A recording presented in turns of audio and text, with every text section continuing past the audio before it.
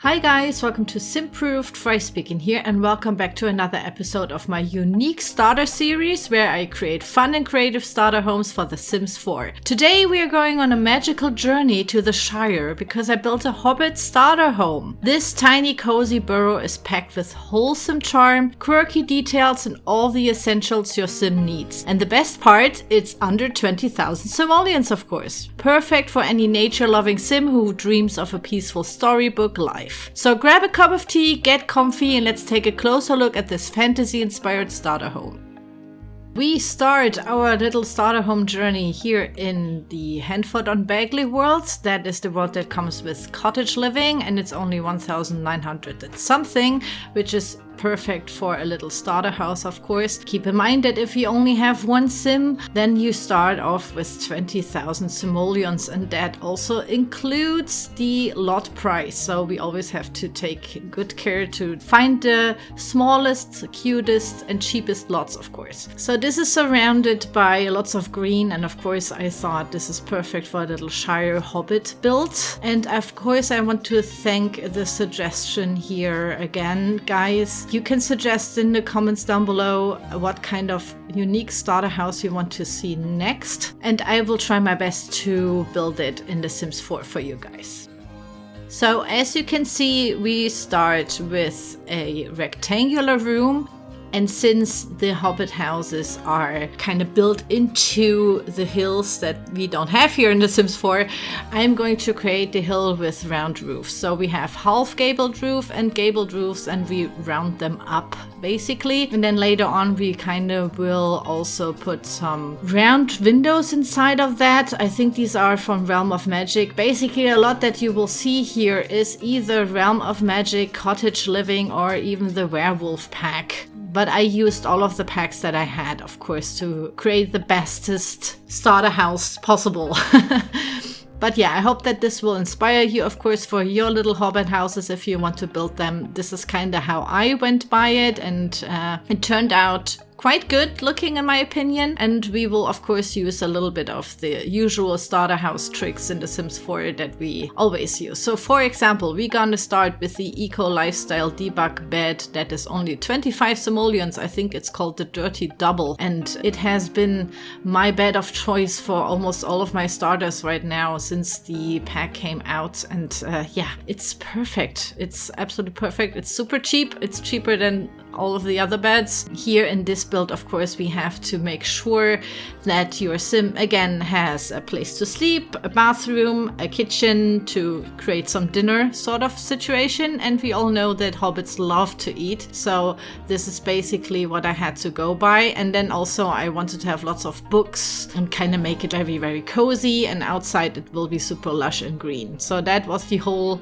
thing about it. I didn't know exactly where to start, so I just started with the kind of layout and then putting the roofs on the sides and kind of make them overlap over one another. So basically I tried my best to copy and paste these roofs once I had them in the exact shape that I wanted them to. And then I just fiddled around like a lot. I think this took me 2 hours to figure out the roof shape basically. But here's a little footprint, like a floor plan for you guys, so you can see what's actually going on. Under the tree is the bathroom. It's a 2-tile bathroom, and there's a sink, toilet, and a shower. And this is the only thing that kind of bugs me a little bit about this thing, because you rarely can see into the bathroom. But it is there. It is there. It's functional. I play tested everything. Once I finally figured out how I want to have the layout and I put all the roofs around it, I started to put lots and lots of debug plants inside of it, of course. Debug plants again are 0 simoleons, well, most of them, and perfect for starters, so to speak. And since they're just, you know, pure decoration, they don't have any other function, I always think these are perfect, and I wanted this Hobbit house to be like super overgrown. First I chose the debug plants that come with the cottage living pack, so it blends into the surroundings, of course, and fits the world. And what I did is to put them on top of the roof so that you can later on also look inside of the house and play with it. without the plants being inside your view. So you can still have the top-down view that usually Simmers have when they play the game, of course. I tried to use not as many flowers. That's my own kind of quirk, I think. Personally, I always try to only go with one type of flower or one type of color of flower. That is just something because it easily looks super overcrowded with like all of these fancy colors. And I really like the lavender bush, and I thought, okay, this is kind of perfect. Let's just go with a little bit of lavender all around. And the grass, I also moved it up a little bit so it is also on the gabled roof side, so to speak. So it really looks like it is grown into a hill or something. I really like this. Then I found this amazing tree from the debug menu as well. I think this is even base game.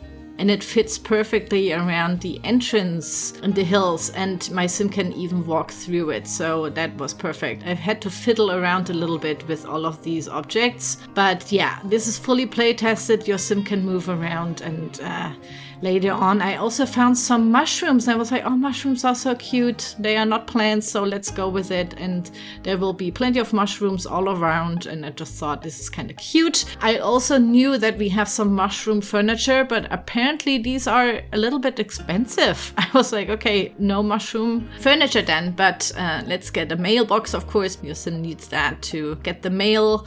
And I also play tested this because it is next to the big tree on the entrance. So yeah, it's working. Then we moved inside, and inside we will have an open floor plan. Everything is open to one another. Well, each room is open to another, except of course the bathroom for embarrassing reasons, so to speak. I don't want your sims to die of embarrassment because they start showering in front of the whole welcome wagon. But basically you have a little living room area, a kitchen area, the bed niche. It's kind of like a little corner, very, very cute. And like a little main seating round table sort of situation. I wanted to have this large fireplace. It is a little bit costly, but later on we will put in a big cauldron because I thought, oh, a cauldron would be so cool. It comes with the Realm of Magic gameplay pack, and your sims can, even if they are not spellcasters and can't do potions, they can still cook mac and cheese in there, and it's just cute and adorable. And I thought this is kind of cute and kind of fantasy and fits the whole vibe. I could even put in some interesting rugs, so we have the stone pattern up front because I wanted to have a little grill and seating area, but then ran out of money, so I couldn't do that. And inside I also could put in some rugs and some faux fur, I think it is even supposed to be. Tried to make it look quirky and medieval and wholesome with like lighter brown colors, like this orangey reddish brown color.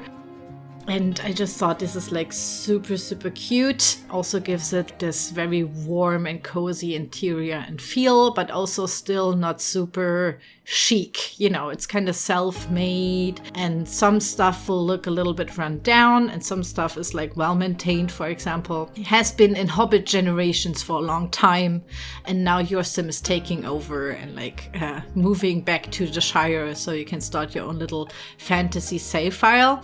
Then, of course, I will use lots of the Blooming Rooms kit curtains. I love them. They are quite cheap, and I personally always think they make every build better. I know I used them extensively here, but I just thought this looks kind of super... I don't know, they always make everything so cute. I love the green inside. And yeah, also we experimented a lot with the timber framed wallpaper here to give it like this Shire Hobbit look. Of course, you can do this without that wallpaper with just lots and lots of columns, but I prefer the get-together wallpaper that I used here. Still one of my favorite wallpapers, and I'm still bummed out that we don't have that much. Only like one pack with timber framing wallpaper. I totally would love to have more of these. And I also found the werewolf bookshelf because I wanted to have lots of clutter around and like lots of books and stuff. And the werewolf bookshelf is, I think, only 200 simoleons, so it's super cheap for a bookcase in The Sims 4. And I will use this heavily everywhere here. Oh, I love it. It makes everything just look so super, super cute. There even is some candles and like some lights all about. So yeah, it looks really, really cozy and has like this warm glow at night. And we also have a little fireplace in the living room area, which is also super cool. So this is basically, I have like lots of fancy stuff in there because fireplaces are usually super expensive. And yeah, we had a little bit left for decorating, so there will be lots and lots of plants outside. There will be also a mirror inside for skills and stuff. And the little cauldron also works inside of the chimney. Well, not chimney, the fireplace in the kitchen, so they can really cook there. It looks super cute. And yeah, this is basically it, guys. I want to thank you so much for all of your crazy suggestions. Keep them coming. Crazy, unique Sims 4 starters. Let me know in the comments down below. I will let you know if I wrote it down or not. And I will try my best to build them and see, you know, what is up next. So yeah, if you like this video, then give it a thumbs up and maybe subscribe for more Sims 4 content. And thank you so much for watching. Enjoy the video tour now, and I will see you soon. Bye